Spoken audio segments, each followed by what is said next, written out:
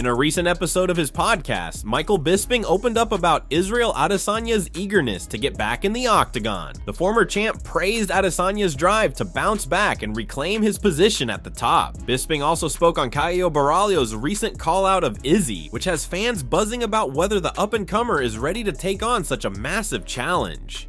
I mean, he's the type of guy that was extremely busy, one of the busiest champs we've ever seen. About 10 months off, took some time away, came back, lost to Dricus. He's going to get back in there. You know, I mean, he wants to be the champion again. Caio Borralho's calling out Israel Adesanya. That's a tricky one for Caio. Not that I'm saying Caio can't win, but it's like, if you're coming up as a fighter and there's Israel Adesanya, who was ruling the roost of the middleweight division for so long, and you want to get a title fight, and then you want to take on the guy that was the guy for so long. And it's like, in any other world, if you beat him, you're the champ. But now if you beat him, you just get a shot at being the champ. Do you know what I mean?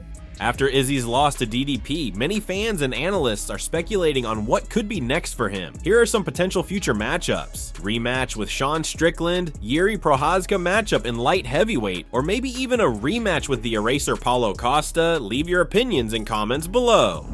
Islam Makhachev's teammate, Rick Glenn, has revealed some deeply concerning news regarding the champion's current situation. Glenn said that he wouldn't be surprised to see someone stop the current champion in the future if he remains at lightweight with what he puts his body through to make the weight. Quote, "He's just on a whole other level and he cuts a lot of weight. I'm surprised he hasn't moved up because, man, I've shared a training room with him. I think it was days before weigh-ins and just zaps. Could barely move, and they're just throwing punches like this fast. It's just super slow, like a zombie. He was throwing punches like a zombie, but he makes the weight somehow and can recover, but I'd be worried eventually if he can't recover good enough. Someone's going to TKO or knock him out, I think, with cutting that much weight. It's impressive how much he cuts and fills back up." Chael Sonnen spoke on Islam's possible retirement. In his YouTube video, Chael made a bold statement, suggesting that UFC lightweight champ Makhachev could retire early if not given matchups that interest him. He compared the situation to that of Makhachev's friend and former lightweight champion Khabib Nurmagomedov, who also retired early into his career. Sonnen went on to explain that the options are getting low for Dana White and the UFC for keeping Makhachev interested in fights, especially after pointing out that it would be impossible for Islam to make weight at 155 pounds 3 times a year. Also, keeping into account his reluctance to fight against people he's already fought, saying, "I bring that to you because Islam has already done a rematch, and now he's openly saying I don't want to do rematches and they're gonna find a way. They're gonna do that rematch and they're gonna find out a lot sooner than they would have to find out that Islam's done," says the UFC legend, warning the UFC and Dana White regarding forcing a rematch between Islam Makhachev against Charles Oliveira or Arman Tsarukyan would eventually lead to Makhachev opting for an early retirement. Given that there are few fights left for Islam in the lightweight division, aside from rematches, how accurate are Chael Sonnen's predictions for the lightweight champion? Leave your thoughts in comments below.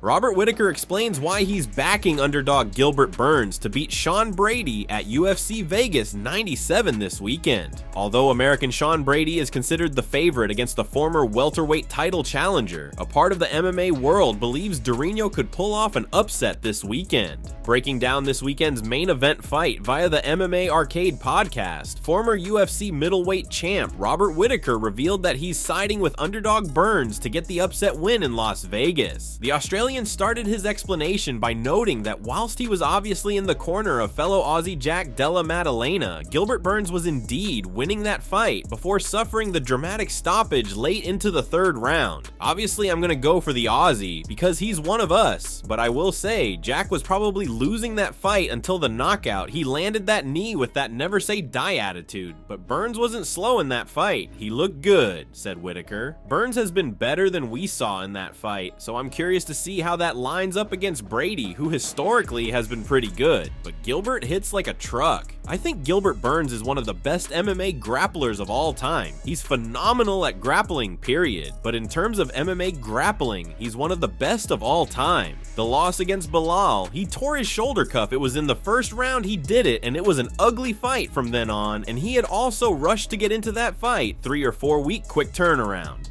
And then with the JDM fight, he was winning until he took a knee to the dome, right? Considering the grappling skills and championship experience involved, Whittaker has decided to back Burns for an upset win this weekend. Rob said, "I'm betting on Burns, but stranger things have happened." Gilbert Burns versus Sean Brady goes down this weekend live from the UFC Apex in Las Vegas. Who do you think wins?